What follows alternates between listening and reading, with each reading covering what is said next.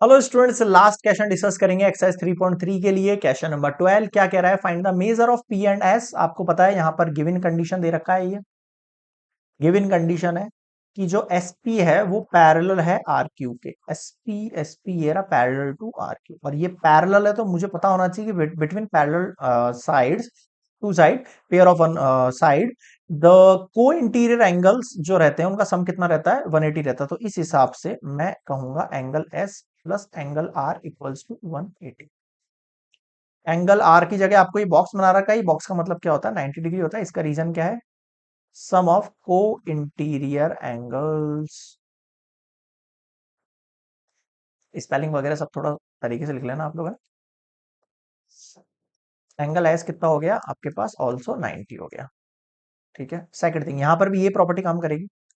Angle P plus angle Q equals to 180। Same reason इसका भी यही है, sum of co interior angle. And ये 130 है। एंगल पी कितना हो गया आपके पास? 50 डिग्री हुआ। बताओ समझ में आया क्या? बिल्कुल सर। दोनों निकल गए एंगल, बिल्कुल निकल गए। एंगल पी 50 निकल गया, एस 90। एक चीज और बोली है, इसमें ध्यान देना। If you find angle M R, अगर तुम आर एंगल फाइंड कर लो, there more than one method to find P. P find करने का कोई और मेथड है? हाँ बिल्कुल है, बताता हूँ क्या है। देखो ये 90 है तो ये भी क्या हो गया? 90 हो गया। ये भी 90 हो गया। अब मुझे पता है सम ऑफ इंटीरियर एंगल, ठीक है, इन अ क्वाड्रिलेटरल इज 360। सम कितना होता है? टोटल 360 होता है ना। तो एक एंगल 90 है, एक एंगल 90 है, एक एंगल 130 है, और ये पी आपको पता नहीं है। टोटल कितना होता है? 3। इन सबको ऐड करो, उधर भेजो, 360 में से माइनस करो, एंगल पी निकल जाएगा। सिंपल।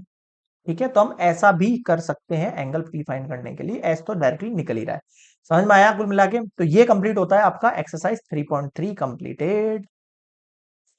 इससे रिलेटेड किसी को भी कोई डाउट लगे, कमेंट सेक्शन है खुला हुआ, आप उसमें अपने डाउट रखिए। मैं कोशिश करूंगा विद इन 1 और 2 आवर आपका डाउट क्लियर करने की।